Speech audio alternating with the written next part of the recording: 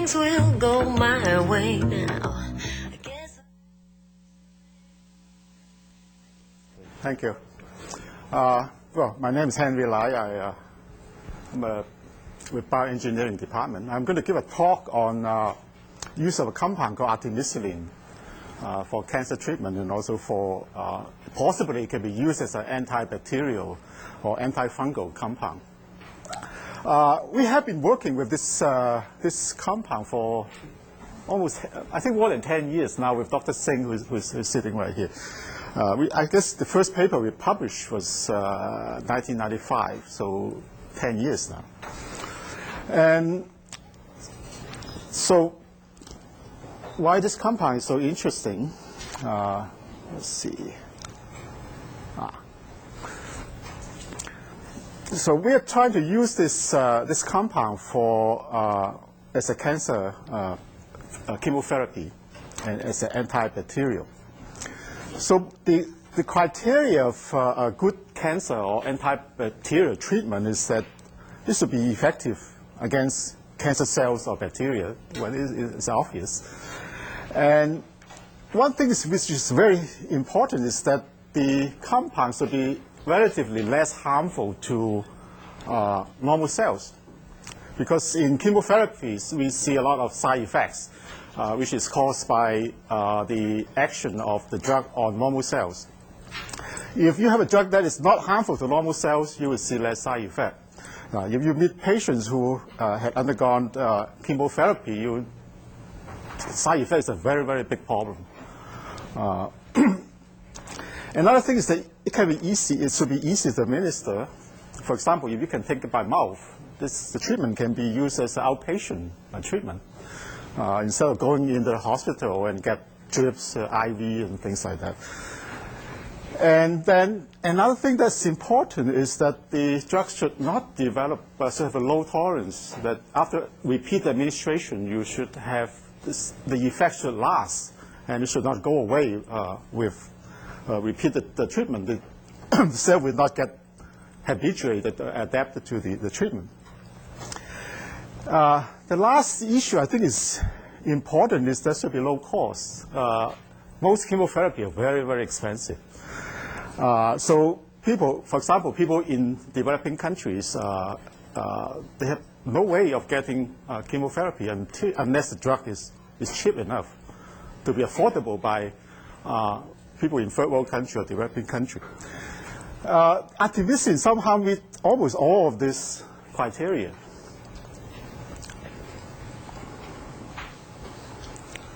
So what we need is a toxin that's more harmful to cancer cell or bacteria than normal cells.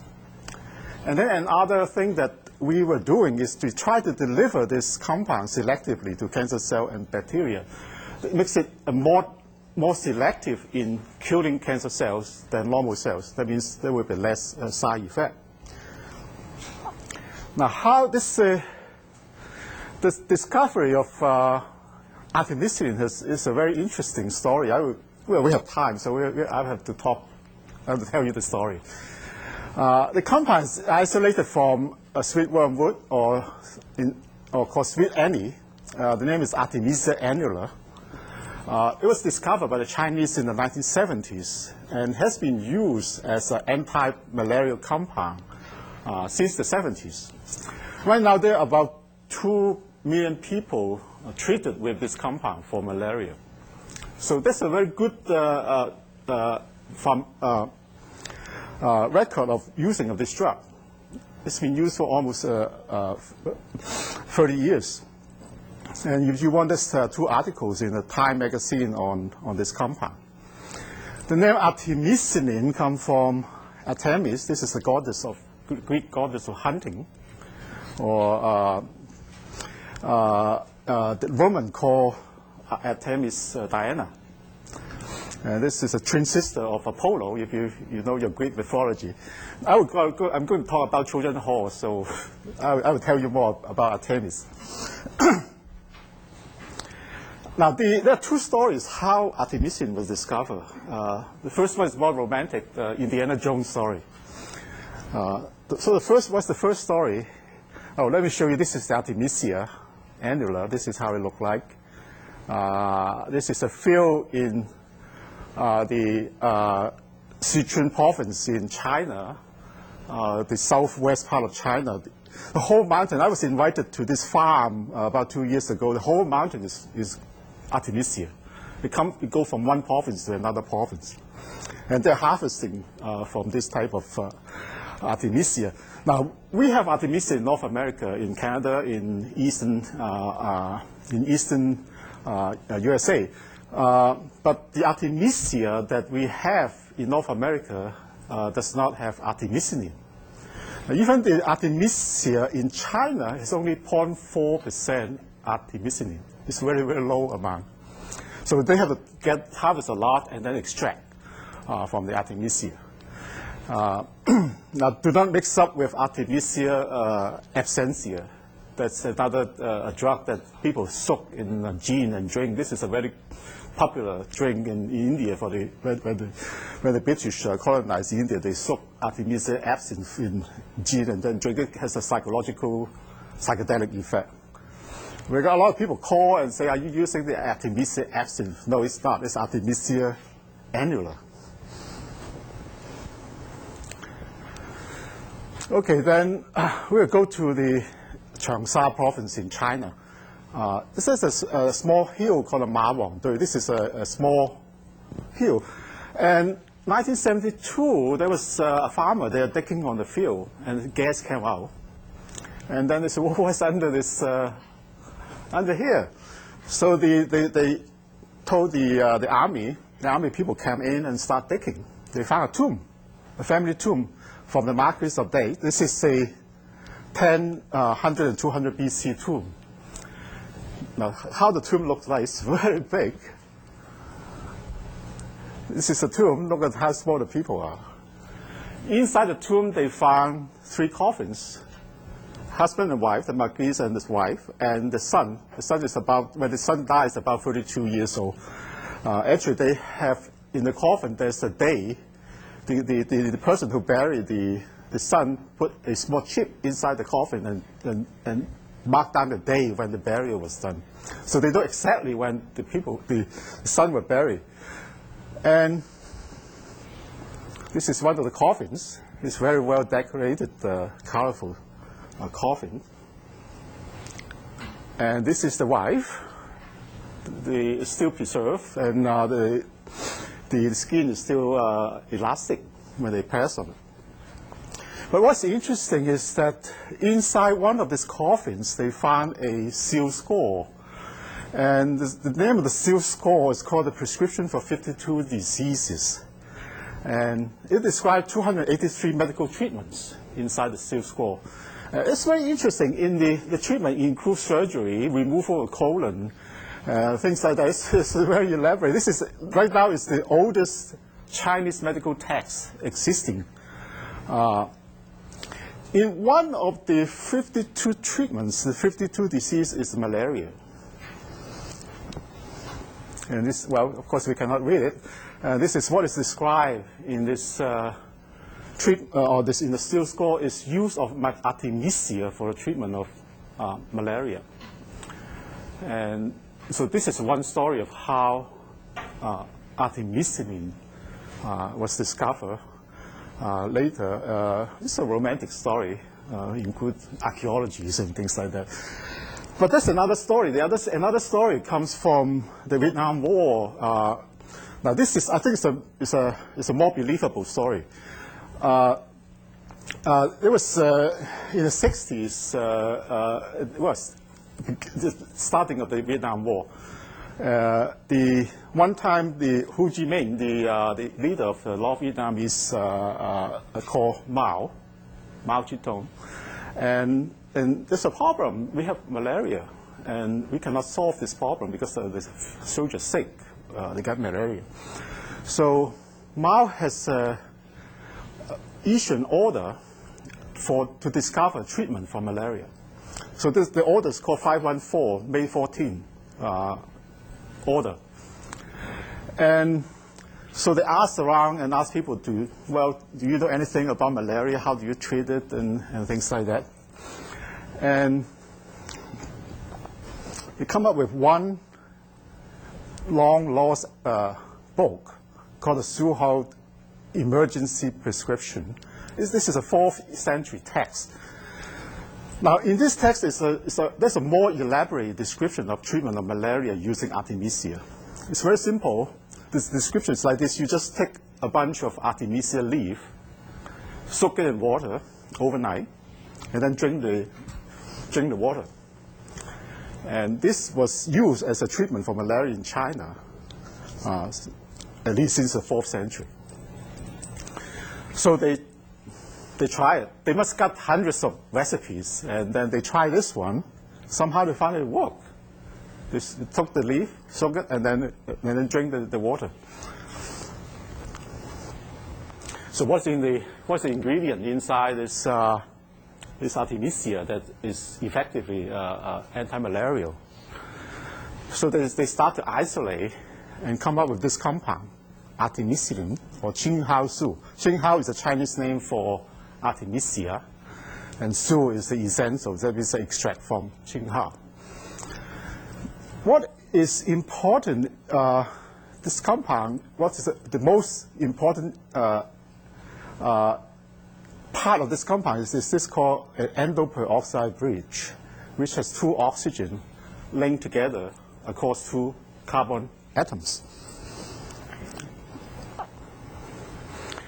And then they further discover how this works. The whole thing was discovered within years. So this is actually a amazing scientific story. They found the compound, and then they also discover how it worked. And by the way, after the Vietnam War, there was the Chinese Cultural Revolution. If you remember that, everything was stopped except 2 A's, 2 types of research: atomic bomb and Artemisinin. So this continued in the 70s on the research. Now, how does this work? What happened is that this endoperoxide bridge over here is unstable. When an ion encounter this bonding, this oxygen, the bonding between the 2 oxygen, it breaks up. Now, when this bonding breaks up, this oxygen each one will have a lone electron, and what it is a free radical. So it forms free radical. Now, we all know that free radical can kill cells, can react with fats, DNA, protein, lipid, and can cause cell death. And that's why most of us are taking antioxidant supplements, vitamin C, vitamin E, etc. But this compound acts as a free radical to kill cells. Now, how does it kill malaria? This is another very interesting story. Malaria is a parasite. So basically, the mosquito inject the parasite into your body, and the parasite will go into red blood cells. And inside red blood cell, there are lots of hemoglobin. And they chew up the hemoglobin. That's what they eat. And so all they can do is that they digest the protein. The hemoglobin has 2 parts, a protein moiety and also a heme, which is not a protein, which is a hydrocarbon. They can digest the protein and break down the amino acids and use the amino acids for their own reproduction, etc. And they digest a lot. One parasite can produce 60,000 hemes, can digest 60,000 hemoglobin molecules within 1 minute. But there's a problem. They digest the protein, but not the heme. They have no enzyme to digest the heme. Now, heme has an iron atom. I don't know how many of you remember your old biochemistry. Heme is a porphyrin. It has an iron in the center. And this is toxic. What it is that this, again, related to free radical. This is a so-called Fenton reaction. In the mitochondria, when we do oxidative metabolism, we produce hydrogen peroxide. This hydrogen peroxide will encounter an ion and convert into hydroxy. This is a very potent free radical and then can cause cell damage. So if the parasite allowed the heme to accumulate, they will form hydroxy free radical through this Fenton reaction and kill the parasite. So now you know why the artemisinin kill the malaria parasite, because the iron in the heme reacts with the endoperoxide, the bridge, the two oxygen, and artemisinin is converting the free radical, and then it kills the parasite. That's how it works. Now, usually a parasite can, I will just diverge a little bit. A parasite is protecting themselves by packing the heme in the polymer. They just pack them together by this one heme molecule, another heme molecule. They just form a covalent bond between the iron and one of the carbon in the second molecule. So they become a rosette stacked on each other. And then they also form, by hydrogen bonding, they have other allyl or the polymer. So in that case, they're protecting themselves, so only the one on the top and the bottom will react. Anything in between is become inactive. So that's how they how the malaria protect themselves from heme poisoning. Let me show you. These are red cells, red blood cells that look green, but they're red blood cells. And inside the red blood cell, this purple stain are parasite invasion in the red cells. Now, if you look into use an electron microscope and look into this is the red cell. Inside the red cell, this is the malaria, which is actually very big parasite. Inside the parasite, they have a food vacuole that digests the heme, and then they stack the heme together into big particles. These are so-called, if you look down a microscope, you can actually see these particles. They're called malaria particles. And one of the compound, chloroquine, that's used for malaria treatment actually disrupt this formation of this package. And that's how chloroquine kill malaria, because then if they cannot pack together, they will form the Fenton reaction and kill the malaria. So, well, that's another story, is that this particle is also paramagnetic. You can put a magnetic field outside the malaria. This is another area we're doing research on.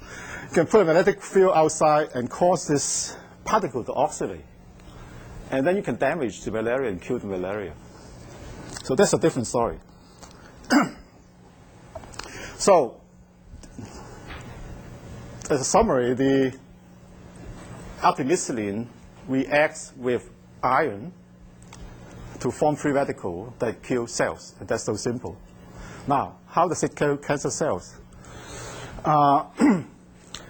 It turns out that cancer cells have a very high amount of intracellular iron, much higher than normal cells. Why do they need this amount of iron?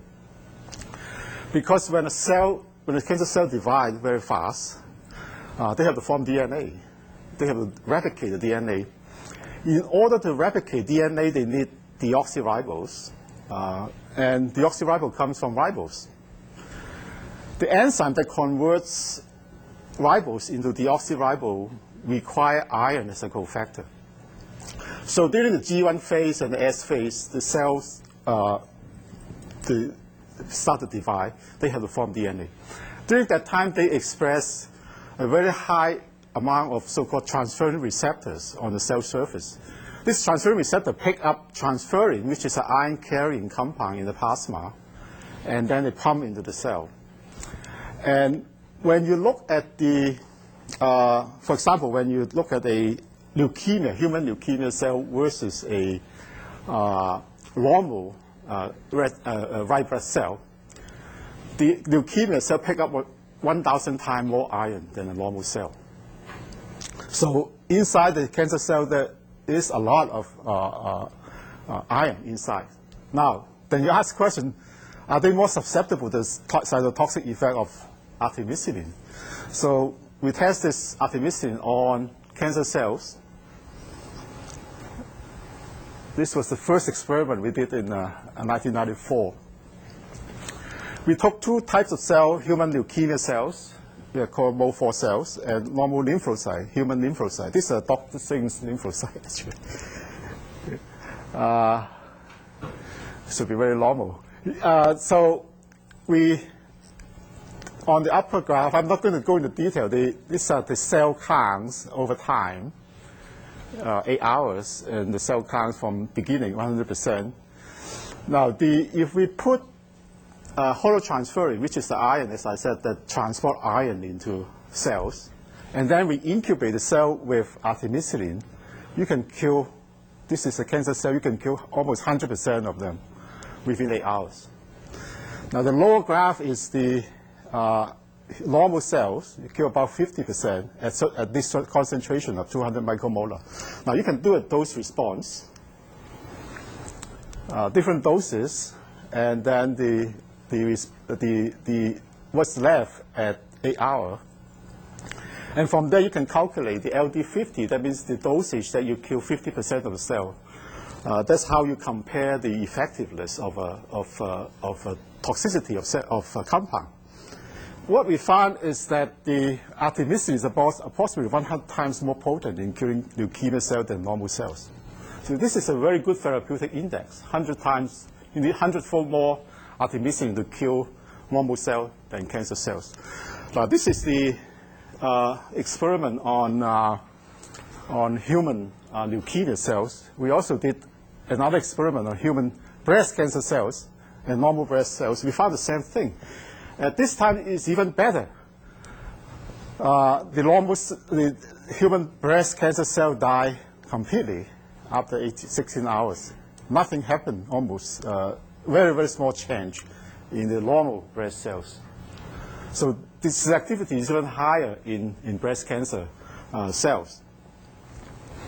So, and then after our experiment, there were several experiments done on the potency of artemisinin on different types of cancer cells. Actually, there was an experiment done over Fred Hutch in the, I think it's 2000 or 2001. They published a paper. They tested about 15 types of cancer cells, human cancer cells, and they found that it's very effective. So artemisinin is very effective against cancer cells. It's effective at low dose. The dose that kills 50% is 2 micromolar for leukemia cells. There's little side effect. I will tell you later about this, is what happened to animals. It can be taken orally, and it's a good side, and it's inexpensive. In the US, you can buy a 100 milligram capsule for about 75 cents, but you can also buy the same thing in China for about 10 cents. That's enough dose for at least in rats. 100 milligram, equivalent about 1 to 2 milligram per kilogram per day is effective in animal for treatment of cancer. We also done an experiment on cancer prevention. So you know that the cancer you have a cancer cell, the cancer cell starts to divide and become a tumor. Can you catch the certain cancer cell and kill the cancer cell before it becomes a big tumor? So we did that. In this experiment, we induced cancer in animals, breast cancer in animals, in rats. And then we feed the animal, we put some artemisinin in the food, 0.04%, this is a very low amount, and they start to eat. And then we just measure how many animals develop breast cancer. This is the animal the control animal. Almost all of them develop cancer within 40 weeks. And the control pick up slowly, and only 50% of the animal develop cancer. And when you look at this animal developed multiple breast cancer, and the controls the white bar, the open bar, and the field bar, the artemisinin-fed animal. And number of tumor in the animal, there's less multiple tumor in the animal eating artemisinin. And also the size, they're smaller. The size of the tumor, the total volume of the tumor is also smaller when you feed the animal with artemisinin. So I think it's quite promising. And we also have animals that we feed them this 0.04%. It's about 8 milligram per kilogram. You can calculate for 40 weeks, we have not seen any side effects in the animals. So as I said, the side effect is very, very minimal. And of course, as I said, 2 million people have used artemisinin as an antimalarial. And nobody so far have reported any side effect. But of course, when you treat the malaria, it only takes about 5 days. And in this case, you have to use artemisinin for a very long period of time. Okay, in addition to that, we are making something called Trojan horse. Now, the other criteria that I mentioned is that we try to deliver this compound selectively to cancer cells. So this is what we call a Trojan horse.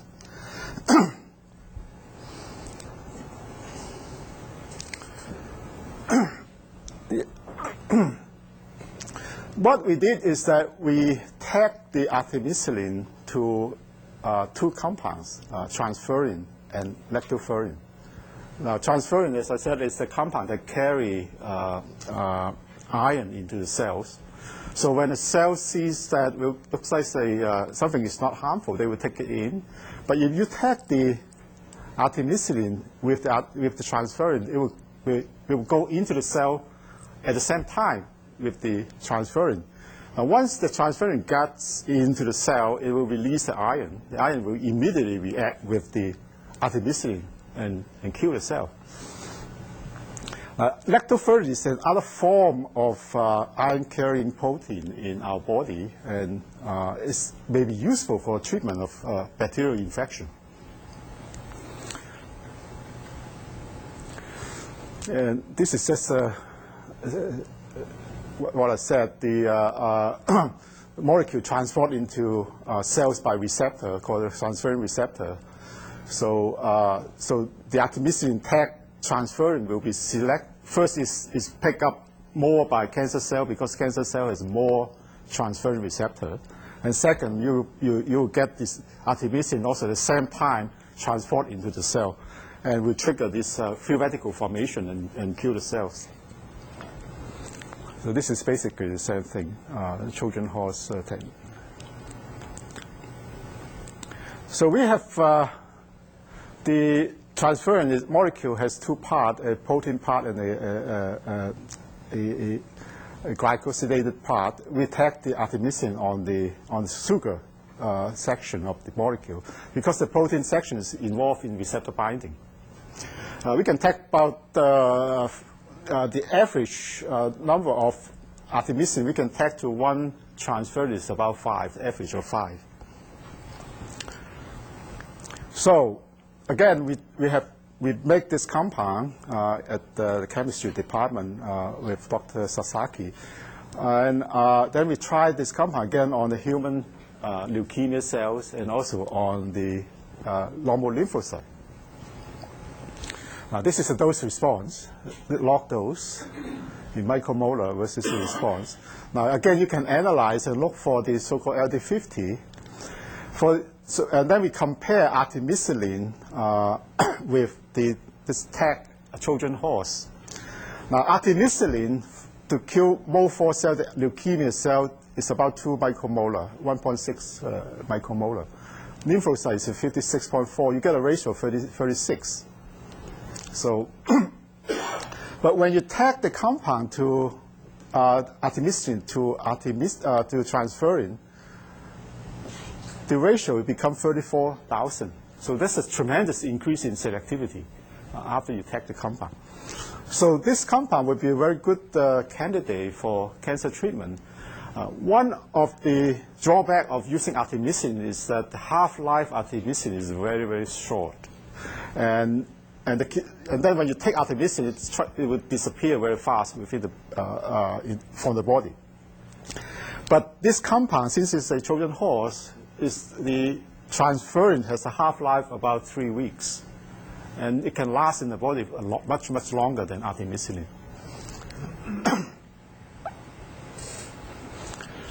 Now, so I switch gear a little bit on how bacteria pick up iron. It's very interesting. Bacteria use the host transferrin, the host lactoferrin, and then they also use a type of compound called siderophores. I'm not going to talk about this, but let's talk about transferrin and lactoferrin. When you look at this, is kind of a table of very different bacteria and how they get iron from the host. They have receptor to pick up transferrin or lactoferrin. These are very nasty bacteria. For example, the bacteria that cause meningitis, gonorrhea, and pneumonia. And there's another type bacteria, this Helicobacter pylori, that cause gastric ulcer, use lactoferrin. So they have selective mechanism to pick up human lactoferrin. So this is the same principle as the Trojan horse criteria, that they will see the lactoferrin, human lactoferrin or human transferrin as a normal compound they will pick up for iron. So if you take the artemisinin to the lactoferrin or transferrin, can you kill the bacteria? Now, we actually did an experiment on TB, Mycobacterium tuberculosis. This is the bacteria that cause TB. And right now, this is there's some problem now because of the drug resistance, the development of TB bacteria to drugs, and it's very difficult to treat. And we tested the compound on this bacteria, and then we compare with this normal treatment, isoniazid, and we found that the artemisinin tech transferrin is about the same potency as the isoniazid.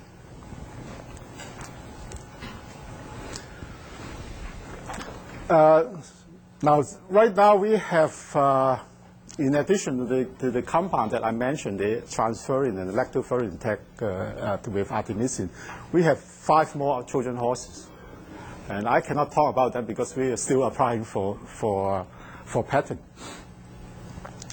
And these Trojan horse compounds are very easy to synthesize chemically, and material available from natural sources. And also there are recombinant techniques that you can make transferrin and lactoferrin.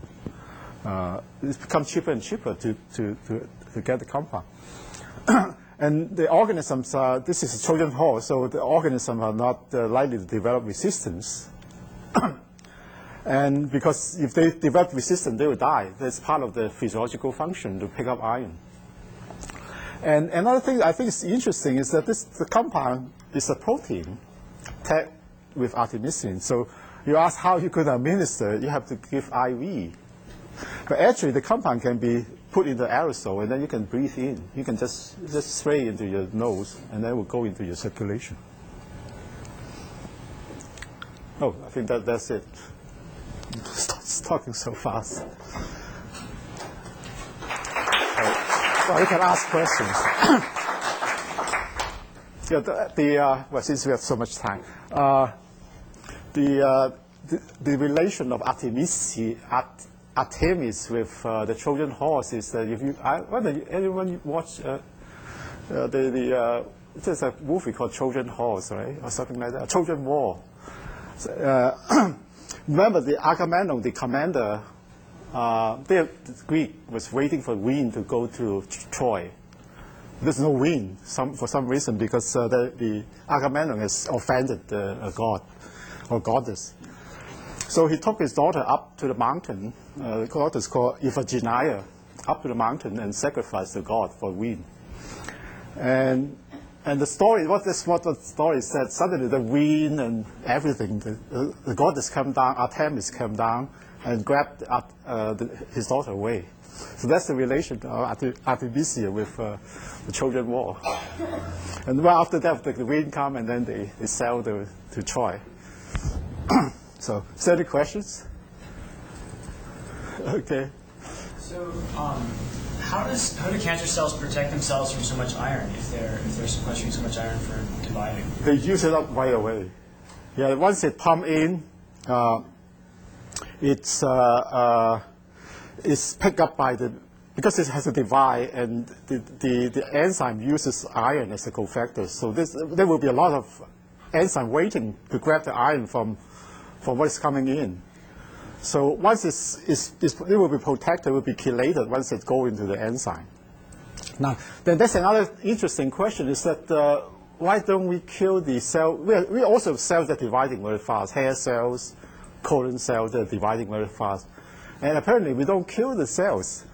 We don't have an answer to that because when you look at the breast cancer data that I showed earlier, they are all done at the log phase. They're all dividing very fast, almost at the same rate. The cancer cell and the breast cell are dividing at the same.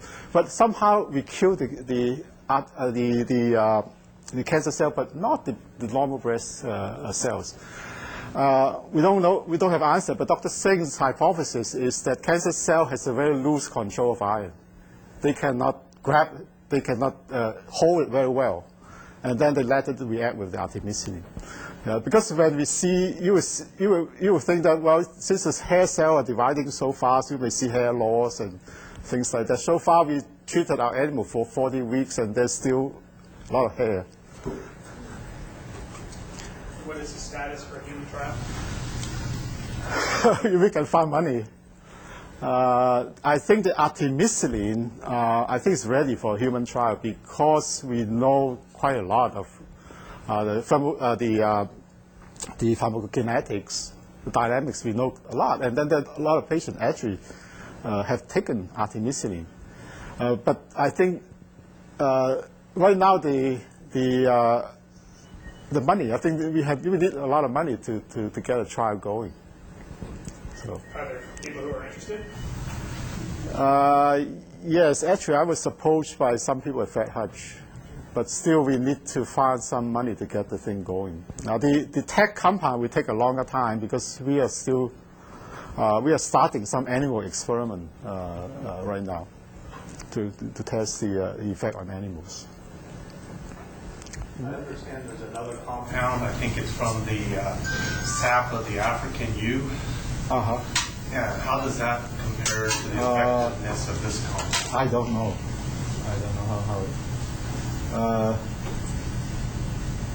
no, I don't know. But one thing that's interesting of this compound is that we know the mechanism.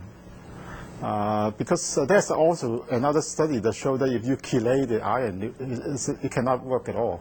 So that the action of artemisinin is very well established. You have a question? I was wondering if artemisinin crosses the blood-brain barrier, and if you inhale it, does it get into the brain? Yes. No, artemisinin you don't need to inhale. Just swallow it. Does that cross? That gets into the brain. Oh yeah, artemisinin is very fat soluble. But there is another compound that's used. Artemisinin is no longer used. The parent compound is no longer used as antimalarial. The compound which is used as antimalarial is called artemether. They attach a methyl group on the artemisinin molecule to make it more hydrophobic. So artemether can cause the blood-brain barrier very fast. We have sent in a proposal. Yeah, we will take a look at it. And but there are people who are actually taking artemisinin, and it seems that brain cancer is very responsive to artemisinin treatment. Now the other compound, just following up your question, the transferrin, tag transferrin compound, does it go into the blood-brain barrier? Yes, it does. Because the blood-brain barrier has receptor on the surface to pump artemisinin into the brain. The brain uses a lot of iron. For some reason, nobody knows why. You have a question? Yeah, so in your graph of treatment, it looked like for prevention there was a delay in onset and then it ramped up to 50%. Yeah. I guess you haven't gone out far enough. Will that level off, or will that eventually reach 100%? We stop at 40 weeks. So, but why they still develop cancer, I really don't know. Yeah. Any more? Okay. Yeah. Thank you.